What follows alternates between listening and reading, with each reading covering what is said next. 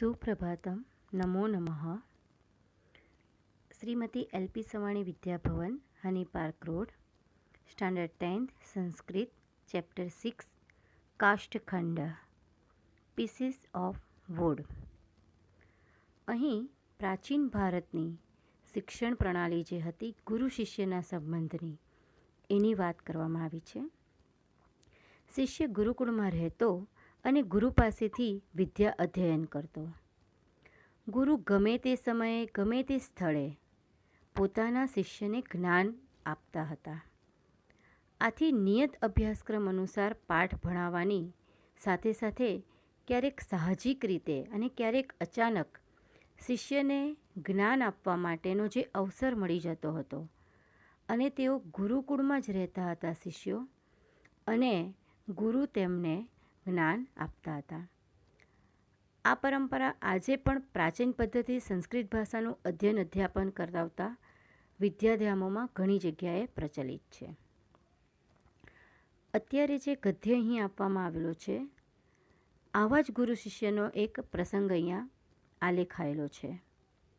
નદી તટે શિષ્ય સાથે વિહાર કરતા ગુરુને અચાનક નદીમાં એક લાકડાનો ટુકડો મળે છે। એક ટુકડો જોવા મળે છે। તરત જ ગુરુની પ્રજ્ઞાએ એટલે કે વિદ્યા શિષ્યને મહત્ત્વનું જ્ઞાન પ્રદાન કરવા માટે સક્રિય થઈ જાય છે। એટલે એમની જે બુદ્ધિ છે તે તરત જ શિષ્યને કંઈક જ્ઞાન આપી શકાય એવું વિચારી લે છે। એ જે કાષ્ઠખંડ છે એટલે જે લાકડાનો ટુકડો છે તે પાણીમાં તરવાનો ગુણ ધરાવે છે। આપણને ખબર છે કે લાકડું હંમેશા પાણીમાં તરે, એટલે જ સમુદ્રમાં અને નદીઓમાં જે નાવ ચાલતી હોય છે તે લાકડાની હોય છે। સદભાગ્યે તે સમુદ્રને મળતી નદીના પાણીમાં આવી પહોંચ્યો છે, એટલે હવે કાષ્ઠખંડને રત્નાકર એટલે કે સમુદ્ર મનાતા પહોંચવાનું સૌભાગ્ય એને મળે છે। જ્ઞાની ગુરુની દ્રષ્ટિએ આ સૌભાગ્ય પ્રાપ્ત થવાના માર્ગમાં વિઘ્નો પણ આવી શકે છે એવું જણાવે છે। ગુરુ શિષ્યને જણાવે છે કે જો આ લાકડાનો ટુકડો પોતાને વિઘ્નોથી બચાવે તો એ સમુદ્રમાં જરૂર જઈ શકે। તો અહીં માણસને લાકડાના ટુકડા સાથે સરખાવીને ગુરુએ અહીંયા રૂપક આપ્યું છે અને શિષ્યને ઉપદેશ આપ્યો છે। અને ગુરુ કહે છે કે જીવનમાં આવતા જે 4 વિઘ્નો છે, જો માણસ સુરક્ષિત રહી શકે તો જ તે સુખરૂપી સમુદ્રને પ્રાપ્ત કરી શકે છે। દરેક વ્યક્તિના જીવનમાં કોઈને કોઈ સમસ્યા આવે છે, પણ એ સમસ્યાનો હિંમતથી આપણે જો સામનો કરીએ અને આપણામાં જો દ્રઢ નિશ્ચય હોય, આપણામાં એવા કોઈ ખરાબ ગુણો ન હોય, તો નિશ્ચિતપણે આપણે આ સંસારરૂપી જે સમુદ્ર છે એને આરામથી આપણે પાર કરી શકીએ છીએ। In old age, educational system of India, weakening of preceptor and disciple was of great importance, as it was the traditional that a student had to reside in Gurukul for his studies, and so both of them had a chance to stay together for the whole day. Guru used to preach the pupil at any time and any place. As a result, a student used to get a chance to acquire knowledge, sometimes naturally or sometimes suddenly. Today also this tradition has been preserved in Gurukul and Pathshala, following age-old methods of teaching and learning of Sanskrit. One of such incident is present in this lesson. Guru, while moving on the bank of a river with his disciple, suddenly watches a piece of food floating on water in the river. At once, Guru's sharp intelligence becomes active to impart very significant knowledge to his disciple. The knowledge preached by Guru to his disciple is very applicable even today. Floating is an inherent property of food. Fortunately, it has reached to a river meeting the sea. So naturally this piece of food is lucky enough to reach the sea, a treasure of dwellers. But learned guru can see even obstacles in this path obtained through lucky by chance. Pointing out this obstacle, Guru informed his disciple that if the piece of food keeps protecting himself from these obstacles, then and then only it can reach the sea, otherwise not. Here, Guru has used beautiful metaphor by imagining a man as a piece of food and thus preached his disciple in a very simple way. Guru preaches that a man who saved himself from four kinds of obstacles arising in his life can only have the chance to reach the ocean of happiness. Chapter start करिए. गंगातीरे एकः गुरु शिष्येण सह वर्तमानः आसीत्. ગંગા તીરે એટલે ગંગા નદીને કિનારે એક ગુરુ શિષ્યેણ સહ શિષ્ય સાથે વર્તમાન આસીત ત્યાં ફરતા હતા. A certain preceptor was wandering about on the bank of the river Ganga with his disciple. સહ જલપ્રવાહેણ નિયમાनं કંચન કાષ્ઠખંડમ દર્શયન શિષ્યમ આહ.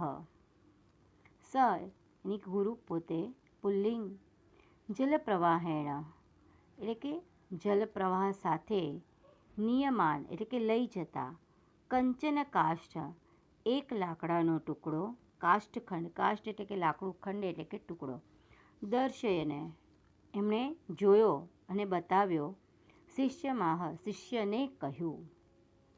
તેમણે પાણીના પ્રવાહ સાથે અથવા તો પાણીના પ્રવાહ વડે લઈ જવાતા કોઈ એક લાકડાના ટુકડાને બતાવતા શિષ્યને કહ્યું, pointing out to a piece of wood being taken away by the current of the water, he said to the disciple, અયમ જલપ્રવાહેણ સહ સમુદ્રમ પ્રાપ્સ્યતિ પરંતુ ગમનમાર્ગે તીરે સંલગ્ના ભારધિક્યેન જલે નિમગ્નતા આવર્તપાતતા નદીજલવિયોગશ્ચેતિ ચત્વારો વિઘ્નાઃ ન ભવેયુ તદા એવ. અયમ જલપ્રવાહેણ આ લાકડાનો ટુકડો છે જે જલપ્રવાહેણ જલપ્રવાહ સાથે સમુદ્રમ પ્રાપ્યસી સમુદ્રને પ્રાપ્ત થશે. એટલે કે આ જે જલપ્રવાહની અંદર જે લાકડાનો ટુકડો છે તે ક્યાં જશે? સમુદ્રમાં પહોંચશે. પરંતુ ગમન માર્ગે પરંતુ મતલબ કે પણ ગમન માર્ગે એટલે કે જવાના રસ્તા પર તીરે સંલગ્ન કદાચ એ કિનારા પર કદાચ જોડાઈ જાય એટલે કિનારા પર અટકી જાય. ભારાધિક્યેન કદાચ એની ભારની અધિકતાને કારણે જલે નિમગ્નતા એટલે કે ડૂબી જવું. કદાચ એ ટુકડાનો જો ભાર વધારે હોય તો કદાચ પાણીમાં ડૂબી જાય. આવર્તપાતતા એટલે કે વમળ વેલપુલ. કદાચ જો નદીમાં વમળ આવી જાય તો એમાં ફસાઈ જાય. નદી જલ વિયોગશ્ચેતી કદાચ નહીં તો પછી નદીના પાણીથી વિખોટું પડવું અલગ થવું. જલ વિયોગે એટલે કે નદીના પાણીથી એને અલગ થવું પડે કોઈ પણ કારણે. ચત્વારો વિઘ્નાઃ ન ભય તદા એવ કદાચ આ જો 4 વિઘ્ન ન હોય તો જ એટલે પહેલાં એમણે કહ્યું કે આ જો લાકડાના ટુકડાને કોઈ પણ વિઘ્ન ન આવે તો જ એ સમુદ્રમાં મળી શકે. તો કયા કયા છે આ 4 વિઘ્ન?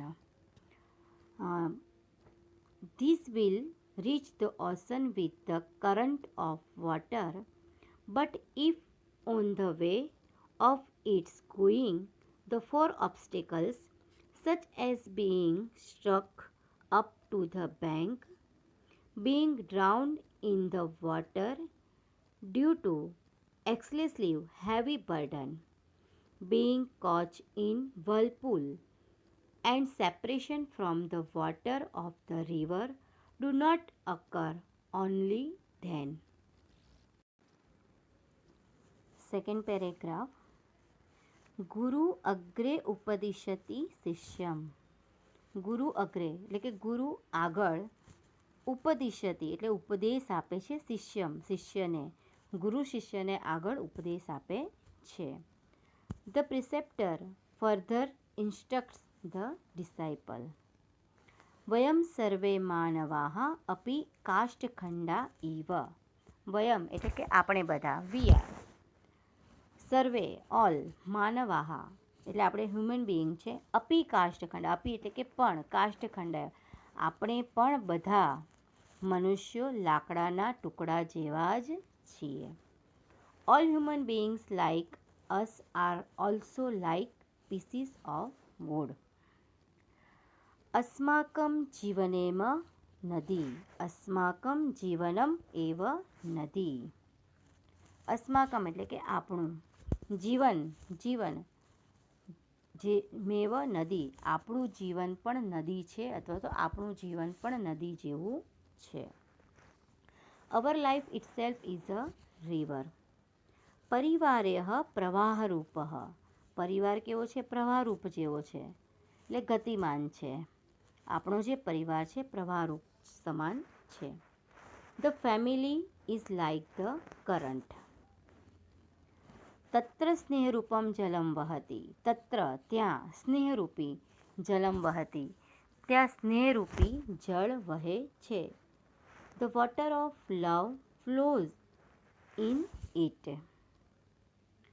સ્વકીય પરિવારે જીવનમ જીવંતઃ કાષ્ઠરૂપા વયમ સુખપૂર્ણમ સંસારરૂપમ સમુદ્રમ અવશ્યમ પ્રાપ્નુમ શક્નોમિ.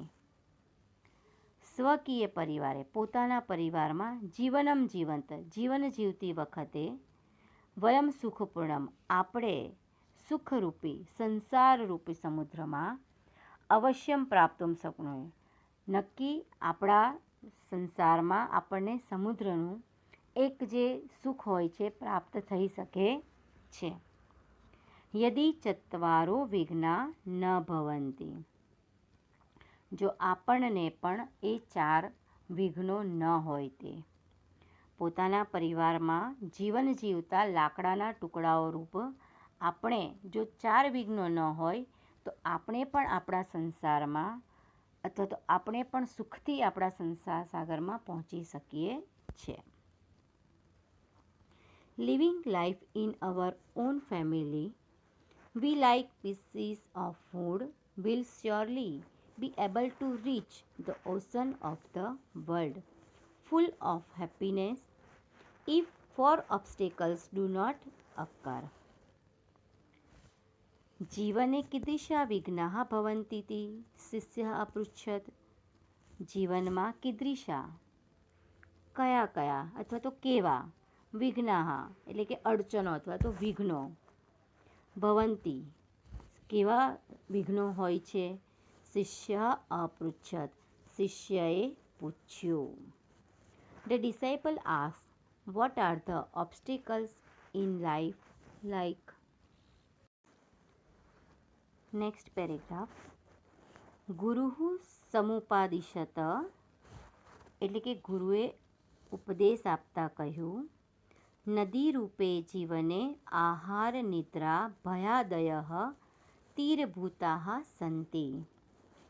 એટલે ગુરુએ ઉપદેશ આપતા કહ્યું કે નદી રૂપે એટલે કે નદીની રૂપમાં જીવનમાં આહાર, આહાર એટલે કે ખોરાક, ફૂડ, નિદ્રા ઊંઘ, ભય આદય ભય, આદય એટલે કે વગેરે, તીરભૂતાઃ તીરરૂપ સંતિ એટલે કે આપણા જીવનમાં પણ નદી રૂપે 3 એવા કિનારા છે, એક તો આહાર, નિંદ્રા અને ભય.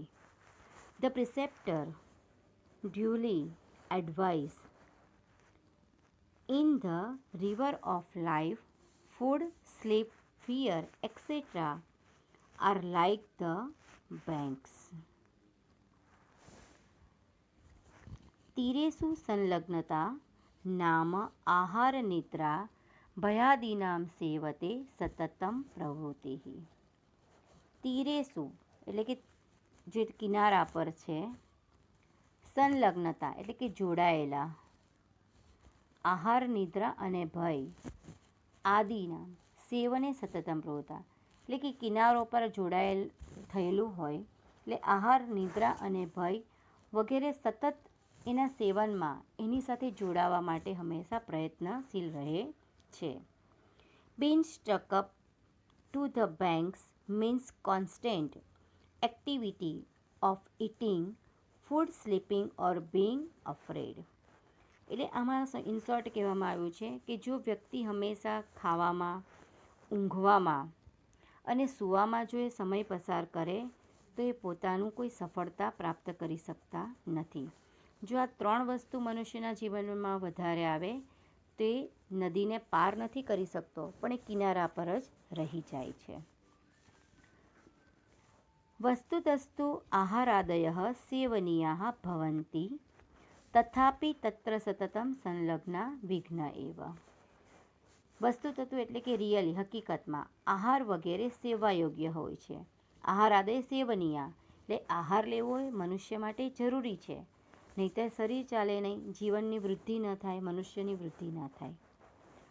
પરંતુ તથાપિ તત્ર સતતમ સંલગ્ન વિઘ્ન એવમ, પણ સતતમ સંલગ્નતા એટલે કે સતત એમાં જોડાયેલા રહેવું એ પણ એ વિઘ્ન છે. આપણને સમય સમય પર આહાર નિંદ્રા મળી રહે એ યોગ્ય છે, પણ જો આખો દિવસ ખાતા રહીએ, સૂતા રહીએ અથવા તો આખો દિવસ કંઈ ભય લાગ્યા કરે તો આપણે બીજું કોઈ પણ કાર્ય કરી શકીએ નહીં. નાઉ actually food, sleep, fear, etc. are essential, but being constantly sticking to them is surely an obstacle. આહાર નિદ્રા ભયાદિષુ સતતમ પ્રવૃત્તિરૂપઃ વિઘ્નઃ ભવતિ ચેતકાષ્ઠખંડરૂપાઃ વયમ સુખરૂપમ સમુદ્રમ પ્રાપ્તુમ ન શક્નોમી. એટલે કે જો આહાર નિંદ્રા ભયાદિમાં સતતમ પ્રવૃત્તિ એટલે કે સતત પ્રવૃત્ત રહીએ તો એ વિઘ્નરૂપ છે. તો કાષ્ઠખંડ રૂપે આપણે સુખરૂપી સાગરમાં પહોંચી ન શકીએ. આપણે પણ સમુદ્ર નદીમાં એક લાકડાના ટુકડા જેવા છે. જો આપણે હંમેશા આ બધી પ્રવૃત્તિમાં રચ્યા પચ્યા રહીશું તો આપણે પણ સંસારનું જે સુખ સમુદ્ર છે એ સારી રીતે આપણે પ્રાપ્ત કરી શકશું નહીં. In the obstacle in the form of being constantly engaged in eating food, enjoying sleep, being afraid, etc. is there, we like the pieces of food cannot reach the ocean of joy.